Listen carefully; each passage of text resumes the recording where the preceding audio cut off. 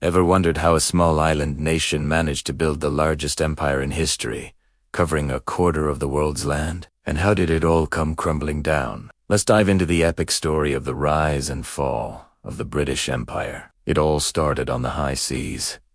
The turning point was in 1588, when Britain defeated the mighty Spanish Armada. This victory wasn't just a battle win. It was the beginning of Britain's journey to rule the waves. With the world's most powerful navy, they could protect their trade routes and project their influence anywhere on the globe. Think of it as having the ultimate key to global access. Then came a revolution, not of swords, but of steam and steel. The Industrial Revolution kicked off in Britain, turning it into the workshop of the world.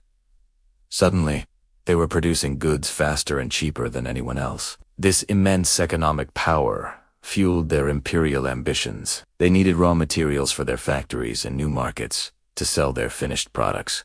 This hunger for resources and profit was a massive driver for expansion. Companies like the legendary East India Company were at the forefront, acting almost like their own states, conquering territories and controlling trade in valuable goods like cotton, sugar, and spices. Britain strategically acquired colonies through exploration, wars with other European powers, and settlement. From the Americas to Asia and Africa, the Union Jack was planted, creating a vast network that the sun, quite literally, never set on. So, if they were so powerful, what went wrong? The beginning of the end was two devastating world wars. While Britain was on the victorious side, the cost was staggering. The wars drained its treasury and manpower, revealing cracks in its invincible armor. Britain was exhausted, financially and militarily. It was no longer the undisputed global powerhouse. At the same time, a powerful new idea was sweeping across its colonies.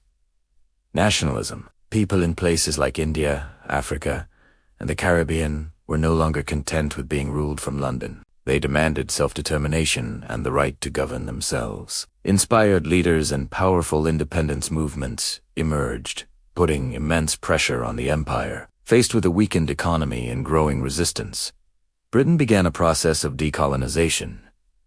It was a pragmatic choice. Holding on to the empire was becoming too costly and, in many cases, impossible. One by one, colonies gained their independence, sometimes peacefully, sometimes not. Finally, the world itself had changed. After the Second World War, new superpowers rose, and the old colonial model was seen as outdated. The global balance of power had shifted dramatically, and Britain's role as the dominant world leader was over. The legacy of the British Empire is complex and is still debated today, influencing the politics, cultures, and languages of countless nations. It's a fascinating chapter of world history that shows how empires, no matter how mighty, can rise and eventually fall. Thanks for watching this journey through time. If you enjoyed this video, please give it a thumbs up, subscribe to the channel, and hit that notification bell so you don't miss our next historical deep dive. See you in the next one.